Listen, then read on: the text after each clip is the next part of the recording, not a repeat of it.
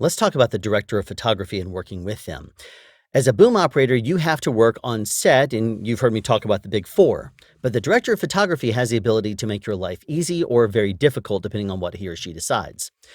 The DP, also referred to as director of photographer, cinematographer, uh, DOP, they go by different names, but they are basically the person in charge of camera, angles, and lighting. So they will set the exposure for the camera. They will turn lights on and off. Now, you can talk to the gaffer and ask about certain types of lights. But what I usually like to try to do is start an open relationship with the DP fairly early on if they seem susceptible to it. Some DPs are not willing to. Some DPs will say, talk to my gaffer, talk to my key grip, and they'll bring something to me. I have to kind of feel it out on the show, but that's kind of for another conversation. Mainly in this video, we're going to be talking about the actual lighting itself and as it relates to a boom operator. Now, times have changed. It used to be where DPs would use bigger sources. They would come out with big, huge lights, and then they would start to diffuse it. Then they would add frames and stuff around it to shape the light exactly as they wanted to. Maybe flags and big pieces of cloth and all kinds of different things. And those kinds of lights you can usually expect to be very soft. If they're like, for example, shooting a light into a bounce card, then that light is going to most likely be soft because it's bouncing off of the big white source. With exception of if there's a little bitty bit of that light itself that's unfiltered or that's not covered up exactly. Like I've been on sets before and they've thrown up like par cans or source 4, something like that, and there's a little bit of light leakage, sometimes even bounce off of the gel that's on the inside of the light, and it causes there to be reflected light directly on the set. That direct light usually they don't like to have, and I certainly don't like to have it, and boom operators don't, because those make for additional sources of light. Any light out there makes a shadow, and you have to be able to control your microphone and boom on the set to avoid casting shadows into the frame. The general rule of thumb is that if you can put the boom out there or you yourself stand someplace and it is not affecting the exposure and not casting a shadow on anything that's in the shot, then you're in good shape. Usually, there's a place for you to stand on the side. Now, back in the old days when DPs would come out there with big, huge lights and put them all over the set, it was more difficult to find some place to stand. But there's also challenges with the way they're in the modern era DPs are doing it. I'll explain the difference. Back in the old days, and I don't want to make it sound like, oh, back in the old days, but let the truth be known, it was very different.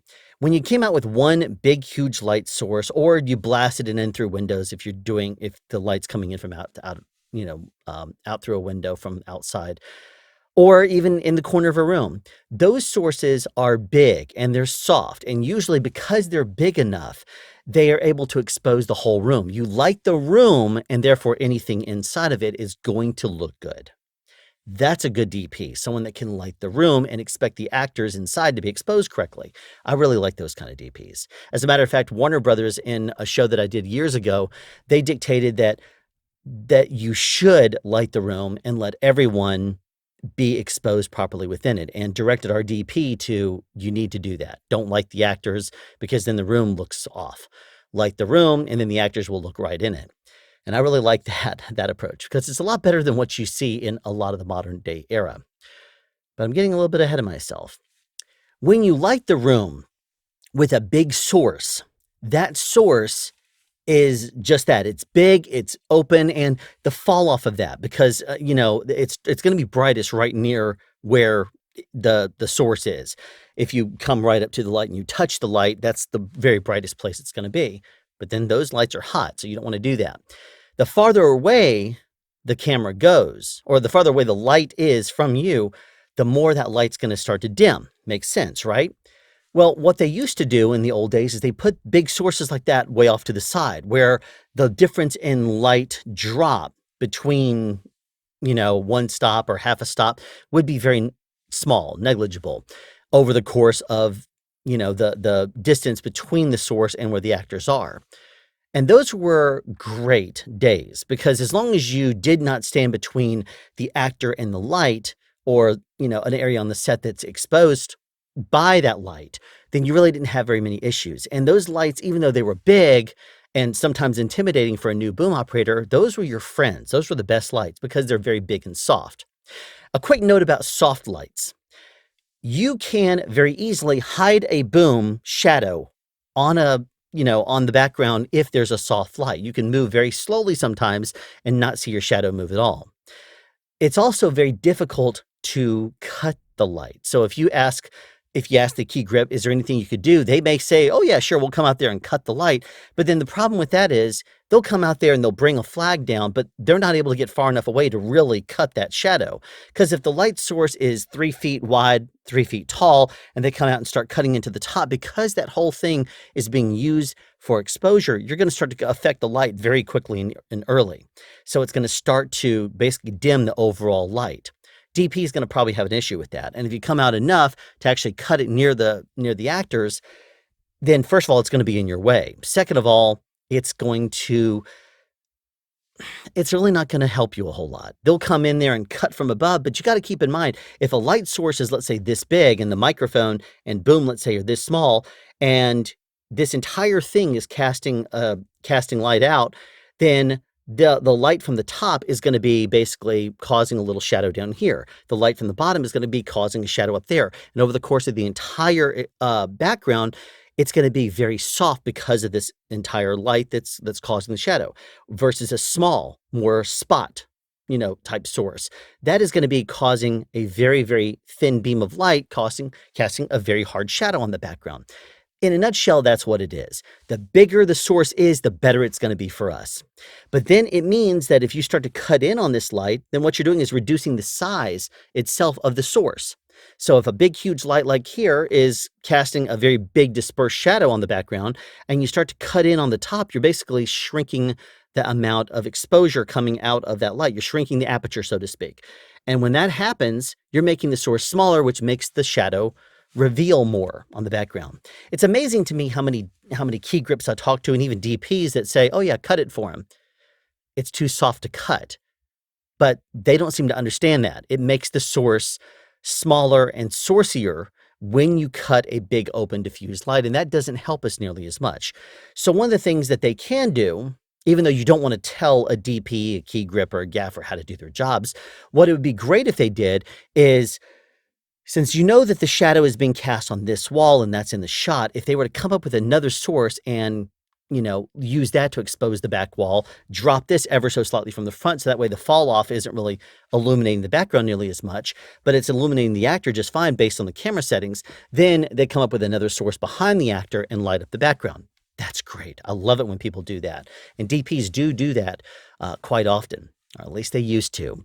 In the modern era, they're using more LED sources, smaller little bitty lights, and LEDs are more sourcey. Think about your Christmas tree lights that you've seen, whether you put them up or you've seen them in the stores. The old bulbs that were just the little bitty lights, those things were more omnidirectional. Those things went in every single direction because it was basically a little wire sticking up into the bulb itself. But now with the modern LED lights, what happens is you have the LED light, which is a very sourcey thing. It comes out the top, then it hits the little bulb itself shape, and that causes the glow. But I'm sure you've looked at Christmas tree lights enough to realize that there's some angles that the lights, some lights are more stronger than others, and you're like, wow, those things are really just nailing me in the face. While some other angles are very, very soft. Well, that's the general idea regarding LED lights on set too. There'll be a little bitty small thing, or maybe even a big, huge tube, but I'll get to that in a second. If they come out with little bitty lights, either tubes that are this big or sometimes little sourcey things, they love doing that because by being a small little bitty LED source like that, they're able to battery power it. Because they can battery power it, they're able to also put it on the dimmer board. So they're able to remote it and change colors and do all kinds of things with that light. The difficult things about working with that is because LEDs are more sourcey, and if you put diffusion, the closer diffusion gets to a light, the less it's actually diffusing. And they'll usually come out with an LED source and put the light, the diffusion right against the light, which means it's still very sourcey. Now, it will take the curse off of an LED light, but it's still very, very directional. Now, an LED light that is pointing at a set is going to basically be, I don't want to say a flood or a spot, putting it that way, but it's very, very sourcey. It's going very directional, almost like a supercardioid type pattern. And when that happens, it's not gonna cover a whole lot. So then what DPs will end up doing is they will put more of them up on set to cover their entire background. So you'll end up with 30 of these little bitty lights spread out all over set just in order to illuminate the background to make it look right. Those things can be very difficult though, because they'll hide them on, walls, on ceilings. They'll come out with a magnetic thing. They'll have the grips drill in a couple of holes with clamps and they'll clamp it right in there. They don't have to worry about cables anymore and running cables thin to a wall or something like that. So they love it. But depending on the output of it, it will sometimes be dimmer, sometimes it will be brighter, and they'll have to change it out periodically, like every 4 or 5 hours, depending on the battery charge on it. Now, that doesn't really affect you as much, but what it does do is that they can change those lights on the fly. They can set a level, do 3 rehearsals, then say, oh yeah, great, we just need to do 1 quick adjustment, and then we're ready to go.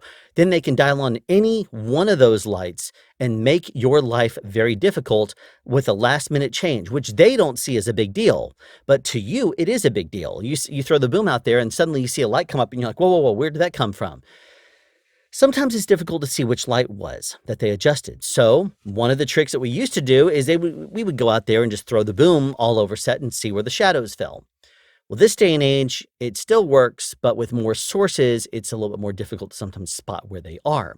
So one of the tricks that you can do is walk out on set where the actors are and look around. Look around at all the different lights and see which angles it come from, because all the lights that are hitting an actor are something that you need to be aware of. The ones that are casting shadows into the shot are the ones you need to be most aware of. Chances are every one of those little bitty LEDs is going to be casting a shadow. So you got to be aware of that. And sometimes it means that you might have to angle your microphone in at a different angle. Sometimes you might have to come in from higher, maybe even come in from underneath, depending on how bad and aggressive it is. And I've had to do all of them. But the biggest issue that we run into with those things is that they can pop up everywhere and anywhere, even if it makes no sense. Like, you'll have a computer screen. It used to be, they would say, we're going to use the screen itself as fill, and just, can you turn it to white and then change it? They'd say, we might need a little bit more. So maybe they would come in off axis with a source 4 or something and blast a light into a card that's against the laptop. Well, now they'll come up with a little LED panel, but because it's low and angled upwards, and the camera might be kind of following the same kind of eye line, so it's looking kind of over the laptop up at the actor, and that light is going to be exposing the actor onto the back wall. That means that you're going to be shadowing that back wall right where the camera's looking. So there are things you need to be aware of. The big question I usually ask myself is, what is the light going to do to me? If it's a softer light, I might be able to throw my boom out there, and as long as I don't move it, I'll be safe. I won't have to worry too much about causing shadows and that kind of thing. But if it's a smaller, more sourcey thing, and I start to move it around, you're going to see a little hard outline boom shadow go all over the place. Now, DPs will sometimes change light levels on the fly. I've worked with one DP who drove me completely crazy because he had the gaffer route all the lights from the set to a little wireless control box, and he would adjust the lights on the fly during the take. So we would be in the middle of take 3, never an issue for me. I'd have the boom out there, all the lights would have been worked out, and then in the middle of the take, the DP suddenly changes the light, brings up another front light, brings down the back light, and suddenly my shadow's on the wall behind him, and I'm like, oh no, I see that, don't move. And then the DP comes up, yeah, Alan, we saw your shadow on the back wall. And I'm like, yeah, it's kind of cheating when you change it in the mid-shot. I was not the least bit afraid of saying that. I said, yes, sir, the light level changed in the middle of the take, and that's why it revealed my shadow. Sorry, I'll see if I can read the future in the future. Anyway, I forgot what snarky comment I made that was still worded politely, but kind of expressed my frustration. Not that it really matters to the DP much one way or another. But the reason I was mentioning that is because it's something you definitely need to be aware of. Anytime a light is actually not controlled by the amount of scrims or metal that they drop into it. It used to be you want to adjust half a stop, you add in a green, a single. You add a red double into it, it changes the full stop. And there's purple, and there's other things they can light to it, half, a circle, all these different things. They'll add gobos, all kinds of different things to change the light in the background. But now that it's wirelessly controlled by the gaffer on the fly, a DP can say, on the fly, bring this up a little bit more. And suddenly you'll see the light level change. And then if the director or the actor say, hey, did the light go off or did something change? They'll say, yeah, we just tweaked it, made it better. But because you do multiple takes, it's not going to be an issue. But the actors may be distracted by it, but not nearly as much as they're going to be distracted or frustrated at the fact that they hear, oh, we saw a boom shadow in the background. So it's very important for you to understand that the quality of light is not just indicated by the actual light itself, but it's also indicated by the level of it. So the level, in the olden days, it would be closer to an outside exposure or 56K, even 6500 degree K, something like that. It would be the brighter it was, the wider the light was. And inside you would expose for 3200, outside it would be 56K. But now they can, you can dim the lights, and it's not as simple as just changing the light level. It also becomes a warmer tone. It travels from bright white and even slightly bluish at 56K down to, you start to see more magentas. You start to see more yellows into the shot, into the light and things like that as they start to dim it more and more and more, down to 3200, down to 30, or down to 3000 or 3K, down to 2000, that kind of thing. The lower the light goes, the more it affects the light. And think of it kind of like fire. The hotter fire gets, if it's not, chemically controlled, usually it will start burning like white hot. You've heard of that. If it's not white hot and it starts to get a little bit cooler, then it'll usually travel into yellows, then kind of go into reds and magentas, that kind of thing. Same kind of thing happens on many of the lights that they use on set.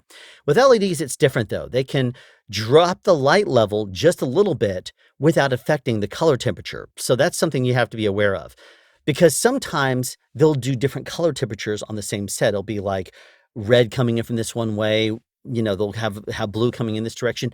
And if the lights are different colors, they can affect how your shadow is revealed on the back wall. Because remember how I said that sometimes they'll come in from the front with one light exposed, but then they could soften that a little bit rather than cut it, and then come up with another light on the other side of the actors to illuminate the background. Well, sometimes they'll come in with a different colored light and affect the background, but not necessarily from underneath. They'll come in a different angle. As soon as it comes in from a different angle, not only might it not cover your shadow completely, but because it's a different light, it may not even fully cover your shadow. So that's something to be aware of too. Usually what I'll do is I'll come out on set and I'll start watching the lights that they set up with. If they are the bigger sources, then you got to be careful of fans. A lot of modern day lighting instruments, you can change the fan levels on them because they're ridiculous. They'll come in with a very loud fan setting. Now, sometimes those can be controlled remotely, right, by the dimmer board operator. Sometimes they need to be adjusted right there on the unit itself. It depends on how the gaffer is setting it up. So you need to find out how that is, because sky panels and lights like that, they have built-in fans. They do have a lower fan level that the gaffer usually will not want to go below, because that will at least allow the exposure to happen without overheating the light. But you need to make very certain that you are working with the gaffer to shut down the fans on the fixtures. Now, if they can shut it down all the way because they're not using much of it, that's obviously more ideal, because the less fans you have on set, the less you have to listen to, and your microphones will pick it up. Even if it sounds very quiet to your ear in the rehearsal, or while you're setting up, if you can kill it, let's do that. The reason why is as soon as it gets quiet, just as well as anybody else, it's going to be very, very noisy on set. So having a knowledge of that is going to be a noisy light, or that light has a fan, or even ballasts, Joker 400 watt lights. Those controllers still do not have a fan with a silent mode on it. So in that case, if they set a light up and you see them routing a cable to a box that's right underneath the light, put your boom on it, especially if it's a noisy room, because if you can put your boom on that and you hear a fan in that, then that you're going to have to make some sort of adjustment. That you're going to, and that adjustment is going to be adding an extension to that. You can say, oh, wait a second, can you route that outside so that way I'm not hearing it? Does it have a different fan setting? No, can you run the cable outside? And they'll sometimes say, oh, I got to talk to the gaffer because the light's up right now. The DP wants to see it. Because they move fast. They're going to want to set something fast. One of the reasons why you don't want to leave a set. I usually recommend as a boom operator, you stay on set at all times. Now, sometimes they'll say, we need to have the set clear. Alan, you're not doing anything. Boom operator, you're not doing anything. Get off set. I hate that personally because I have just as much right to be there, and if I leave set after they've adjusted something and walked away from it, they're gonna be happy with that, and if I come back in then, they're gonna say, "Well, thanks for coming in last second. You know, we're embarrassing ourselves because the second the DP is done, they say, "We're done," and call first team. So the first AD says, "Oh, okay, let's do that." You try to make lighting adjustments then, and they'll say, "Well, now you're embarrassing us. We're having to fix this for sound." They'll have no problem calling you out for it. So it's a catch-22. Clear my set, I'm lighting. But at the same time, you have to be there to see what all's going on so that way you can see any adjustments that need to be made. So what I'll usually do is I'll say, I'm going to be right outside watching the monitors. I'll pop in every now and then just to see if I need an adjustment made before we're completely done. And usually that's acceptable. And if I pop in and they say, "Alan, we need you offset," I'll say, "I'm just like looking at things because I don't want to be caught last minute." And then I'll clear back out. And I'll just glance around, I'll see. Also, another thing I'll do is I'll watch what lighting instruments they bring in. So if I'm outside the room, I'll see what they take inside. If they start walking in with things that I know are going to be noisier, like sky panels and like I've just mentioned, the jokers, those I will monitor as they go in, and I'll even poke myself in the room and just listen to that light as soon as it comes up to verify it's not overly noisy, because different sources are going to be quiet if it's well maintained. If it's not been well maintained, it's starting to get to be an older unit, it's going to have a buzz. The filament sometimes is going to be buzzing. It used to be that if the filament was hopping around on the inside the lamp, or what they referred to as the bulb, it used to be that you could come over and wrap the side of certain lighting instruments, and it would calm down an excited filament that was bouncing around. Well, you don't normally come up and start hitting a wrench or something like that on a lighting instrument anymore. You start doing that, they're going to freak out. So it's like I said, times are changing.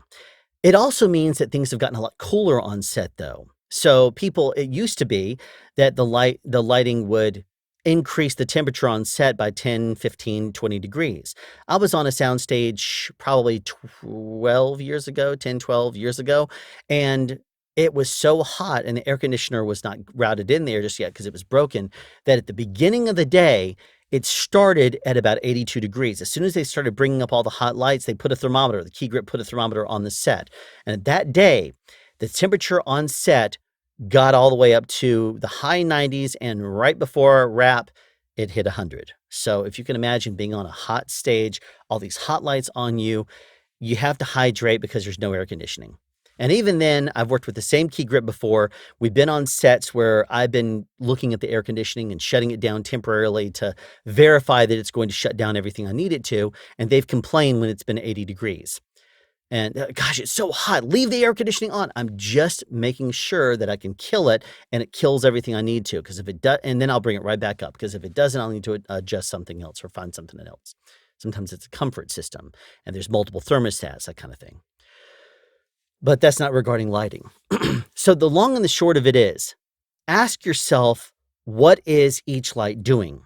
Not just what's it pointing at, but is it going to be a stronger source of a light? Is it going to be a softer source of a light? If it's a softer source, it may be something that's just kind of filling in a bigger area. If it's a stronger source, it's going to be something that you're probably having to manage by throwing a boom out there and seeing where the shadows fall. Sometimes a DP is able to kill one or two of those, especially if they're a trouble one. I've also been in environments where there's a whole bunch of lights in the ceiling, and sometimes I can go and talk to the gaffer and say, "Are y'all going to plan on using these can lights? Are these chandeliers overhead?" And they'll say, "No, those are gone." Or they sometimes say, "Yeah, of course we have to, because we can't get power in here," or something.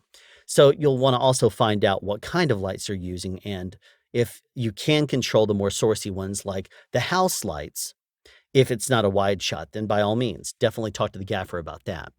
Now, if it's a bigger source, it is going to be usually a hotter source, and you're going to most likely want to stay downstream of it. So the light is looking at you because the camera will be right here. Now, typically people say, "I'm going to be right behind camera." That's not always the best place for a boom operator. Usually you have to look at where the actors are standing. If they're standing two positions like this right in front of camera, then you may need to. That way you can easily cue between them with a very minimal movement, just shifting your weight and shifting your arms back and forth. But sometimes actors are, in two positions like this and maybe one over here. And in that case, if you're covering them all, you need to do that swing. If you're not covering them all, come in at a different angle from the side. Now, there's many times that what you're going to want to do also is find where that brightest source is and don't be coming in at a perpendicular angle or any kind of an angle to it. If you either come in either over the light or right next to the light, that's probably a secondary position, but the best position is usually the exact opposite looking into that light.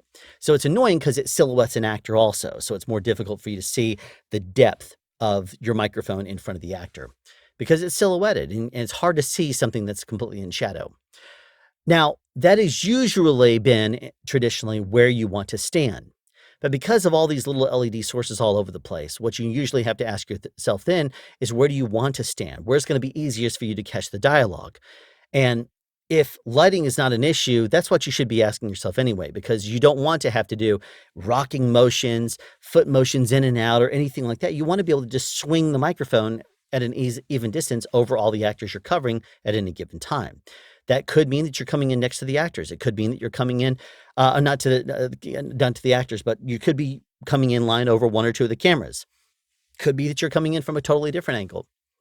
My point here is identify the trouble lights, the lightest, more sourcey lights, and try to get yourself into an angle where when you put your microphone out there, your boom shadow is falling against some sort of a wall that is not going to be in the shot. In a nutshell, that's it. It's about hiding your shadows on set. And if there's certain trouble lights, definitely talk to the key grip or the gaffer or the DP. Usually I say the DP because in the modern era with LED lights and that kind of thing, it could be that the DP is the best person to talk to. And it used to be the gaffer was the person I would go and talk to about lights. And sometimes it would involve the key grip as well. But this day and age, quite often it's the DP because they involve both of those departments in setting lights. Key grips will put something on the back wall if it's an LED, and then the gaffer will snap the light in there and start making adjustments. And it's not as easy to cut anymore. Now, the big tube lights we were talking about, the big fluorescent tubes, if it's fully diffused, great. That's great, provided it's not vertical. A lot of the times, those lights here, you got to keep in mind, just the same way as a big source like this. Imagine a big source like this, but now flat. A little thin plane of light going out. If your boom crosses that plane this way, no issues, because the top part and the bottom part will fill it out just fine. But if you go in line with the light, a fluorescent tube going this way, and you come in and cross it this way, the whole entire thing is going to shadow because it's only this big around and it's going 4 feet wide. So the same thing happens if you put it in a ceiling. It's no problem as long as you cross it. But one of the things that DPs are sometimes doing this day and age is they're putting grids on top of them, which make it extremely annoying because it takes the fluorescent light and cuts it into a bunch of little bitty squares. So fluorescent light that would look like this would have a square around it here, a little one here, a little one here, a little one here. You cross that light and it's going to make a bunch of little shadows that look like LED lights are illuminating your boom and creating like 20 of them on the back. So in that circumstance, I usually will go to a DP and say, hey, let me show you something here. And you'll throw the boom out there and they'll say, oh, yikes, I see that. Is it possible, if they don't come up with a suggestion, is it possible to lose the grid? And they may say, lose the grid? I can't do that. If you can at least, because they may say, I want to control the light. Well, one thing you could say is, it would be great if the outside of it was controlled, but the inside little lines do you have anything? Could that work if you were to kind of still, have it a framer in the entire light in the direction, controlling the spill, but the actual light that comes out of it that hits the actors, that part there is gridded. If you can kill that, that'd be great. And I've asked that before. Sometimes they say, yeah, sure. Sometimes DPs do not know enough about LED lights and how it's controlled to even know that's an option. And I will mention that and I'll say it would be really awesome if you could throw a light out there that I can cross, because what you're doing by doing that is you're cutting into little bitty lights, and that's what reveals a boom shadow. So little things like that to keep in mind. Throw a boom out there still. See what kind of lights hit it and how it affects the background with regards to shadows, how it affects the actor with regards to shadows. You may have to play higher. You may have to underboom. You may need to come in more horizontally and laterally. But that's That's a little bit of information about lighting for you to consider when you were there on set. The quality of light, meaning how soft or how hard it is. Remember that you can cut hard lights a lot easier than, you can't really cut a soft light. And the bigger the light is, don't be intimidated because those lights are your friends. Have a question you'd like answered or want to add something? Be sure to write it in the comment section down below. You can also make a suggestion for future topics of discussion. Again, comment section down below, or you can email me at soundspeeds@yahoo.com. Be sure to subscribe and turn on notifications so you won't miss out on future sound advice.